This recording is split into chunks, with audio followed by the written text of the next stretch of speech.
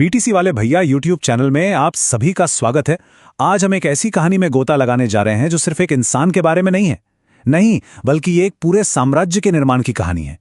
जी हाँ, हम बात कर रहे हैं मुकेश अंबानी और रिलायंस की उस अविश्वसनीय यात्रा की जिसने भारत की तस्वीर ही बदल दी। लेकिन सवाल ये उठता है कि आखिर वो कौन सी चिंगारी थी जिसने इतनी बड़ी आग को जलाया? वो कौन सा विजन था जिसने भारत के बिजनेस करने के तरीके को हमेशा के लिए बदल दिया? चलिए आज इस कहानी की जड़ों तक चलते हैं और जानते हैं सब कुछ शुरू से। कहते हैं ना, किसी भी विशाल पेड़ की जड़ें बहुत गहरी होती हैं। तो मुकेश अंबानी की कहानी भी उनके परिवार की विरासत और उन शुरुआती बड़े फैसलों से शुरू होती है जिन्होंने उनके भविष्य के इस विशाल साम्राज्य की नींव रखी।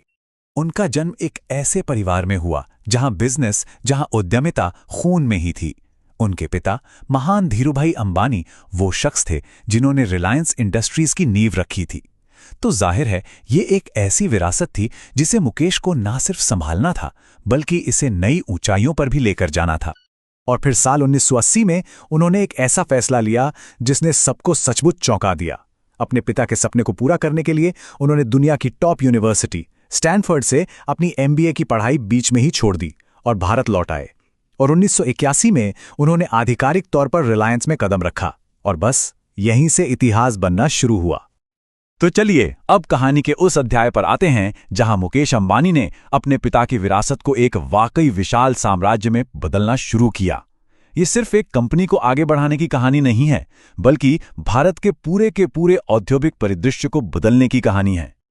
1981 में जब उन्होंने रिलायंस ज्वाइन किया तो वो अपने साथ सिर्फ एक डिग्री नहीं बल्कि एक बिल्कुल नया दृष्टिकोण, एक नई सोच लेकर आए थे। उनका पहला मिशन कंपनी के पॉलीएस्टर फिलामेंट यार्न प्लांट का निर्माण करना। और ये सिर्फ एक प्लांट नहीं था, ये रिलायंस के भविष्य के विस्तार की पहली ईंट थी। उनकी दूरदर्शिता का सबसे बड़ा प्रमाण जानना चाहेंगे, वो है जामनगर गुजरात में दुनिया के सबसे बड़े रिफाइनरी कॉम्प्लेक्स की स्थापना। सोचिए, दुनिया का सबसे बड़ा। इस एक कदम ने रिलायंस को ग्लोबल पेट्रोकेमिकल मैप पर एक बहुत बड़े खिलाड़ी के रूप में स्थापित कर दिया। लेकिन अंबानी की भूख सिर्फ पेट्रोकेमिकल्स तक ही सीमित नहीं थी। उनके नेतृत्व में रिलायंस ने रिटेल, मीडिया, एनर्जी और फाइनेंशियल सर्विसेज जैसे अलग अलग क्षेत्रों में अपने पंख फैलाए। और देखते ही देखते ये एक ऐसा विशाल ग्रुप बन गया जो आज हर भारतीय के जीवन को किसी न किसी तरह से छूता है। और फिर आया वो मोड़, वो तूफान जिसने न केवल रिलायंस को बल्कि पूरे भारत को हमेशा के लिए बदल दिया। जी हाँ, हम बात कर रहे हैं जियो की डिजिटल क्रांति की। साल 2016 सिर्फ एक कैलेंडर का साल नहीं था, ये भारत के डिजिटल इतिहास में एक मील का पत्थर था। रिलायंस जियो का लॉन्च होना सिर्फ एक और टेलीकॉम कंपनी का आना नहीं था, ये एक पूरे डिजिटल इकोसिस्टम का जन्म था जो भारत के बात करने, मनोरंजन करने और व्यापार करने के तरीके को हमेशा के लिए बदलने वाला था। जियो ने असल में 3 ऐसी चीजें की जो पहले सोची भी नहीं जा सकती थी। इसने डेटा को पानी की तरह सस्ता बना दिया, देश के कोने कोने में हाई स्पीड 4G पहुंचाया और डिजिटल सर्विसेज को हर आम भारतीय की उंगलियों पर ला दिया। इसी ने न केवल भारत को दुनिया का सबसे बड़ा डेटा उपभोक्ता बनाया बल्कि देश के स्टार्टअप इकोसिस्टम में एक नई जान फूंक दी। लेकिन जैसा कि हम जानते हैं, किसी भी महान नेता की कहानी सिर्फ सफलताओं से नहीं बनती। इसमें चुनौतियां भी होती हैं, संघर्ष भी होते हैं और वो सोच होती है जो उन्हें लगातार आगे बढ़ाती है। साल 2002 में पिता धीरूभाई अंबानी के निधन के बाद अंबानी परिवार को एक बहुत बड़ी चुनौती का सामना करना पड़ा। मुकेश और उनके भाई अनिल के बीच बिजनेस को लेकर जो विवाद हुआ, उसने रिलायंस साम्राज्य को 2 हिस्सों में बांट दिया। ये उनके करियर का एक बहुत ही निर्णायक और निस्संदेह सबसे कठिन दौर था। आज की तारीख में मुकेश अंबानी न केवल भारत के बल्कि दुनिया के सबसे अमीर व्यक्तियों में से एक हैं।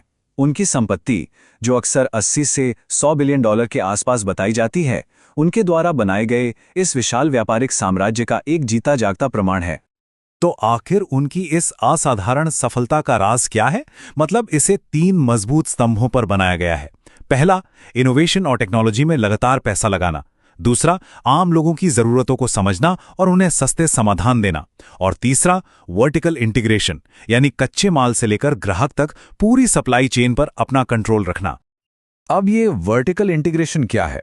आसान भाषा में समझें तो ये एक ऐसी स्ट्रेटेजी है जिसमें एक कंपनी कच्चे माल से लेकर फाइनल प्रोडक्ट बेचने तक पूरी की पूरी प्रक्रिया पर अपना खुद का नियंत्रण रखती है। इससे होता यह है कि लागत कम होती है और क्वालिटी बेहतर होती है। मुकेश अंबानी का ये एक कथन उनकी पूरी सोच का सार है। रिलायंस में विकास की कोई सीमा नहीं है। मैं अपने विजन को संशोधित करता रहता हूं। ये मुझे सपने देखने में मदद करता है। मतलब लगातार आगे बढ़ते रहना और कभी भी संतुष्ट ना होना, यही शायद उनकी सफलता की सबसे बड़ी कुंजी है। पेट्रोकेमिकल से लेकर टेलीकॉम तक मुकेश अंबानी ने हर उस सेक्टर को बदल दिया है जिसमें उन्होंने कदम रखा है। तो अब सबसे बड़ा सवाल ये है, अगला क्या? क्या उनका अगला बड़ा कदम ग्रीन एनर्जी में क्रांति लाना होगा या फिर कुछ ऐसा जो अभी हमारी और आपकी कल्पना से भी परे है? ऐसे ही और वीडियोस के लिए बीटीसी वाले भैया यूट्यूब चैनल को सब्सक्राइब जरूर करें। मिलते हैं अगले वीडियो में, तब तक के लिए टाटा बाय नमस्कार।